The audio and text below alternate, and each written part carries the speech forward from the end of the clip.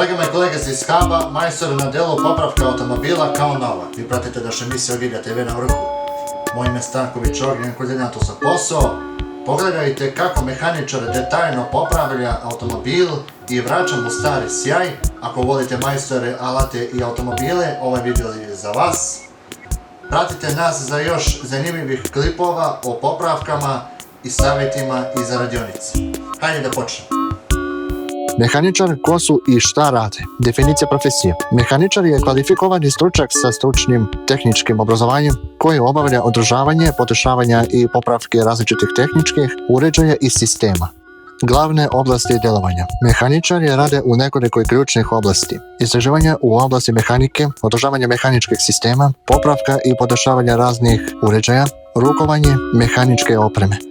Specijalizacije. U savremenom svijetu postoji mnogo mehaničarske specijalizacije. Automehaničar, specijalista za popravku i održavanje automobila. Avion mehaničar održava avionsku opremu.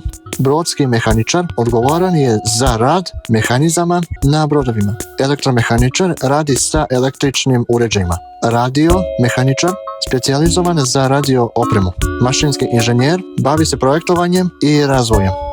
Odgovornosti mehaničara. Svakodnevnim radom mehaničara obuhvata dijagnostika stanja opreme, popravka raznih mašina, održavanje uređaja, dokumentacija, obuka osoblja o pravilima rada, rad sa rezervnim delovima i priprema porudžbine.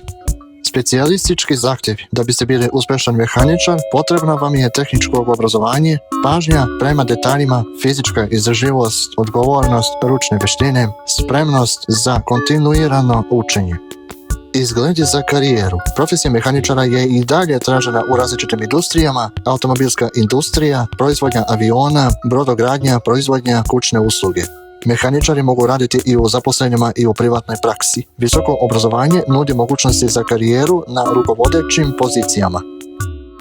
Ukoliko ste svidjeli ovaj video na naš YouTube kanalu Popravka automobila, stavite like i pišite komentari i klikite na zvončići, subscribe-ujte se na kanalu, zapratite naš Facebook, Instagram, YouTube, TikTok i Twitter, a na sajtu ogiljatv.com ukoliko želite to da prijavite na website Squarespace na platformi i link je u opisu profila. Vidimo se.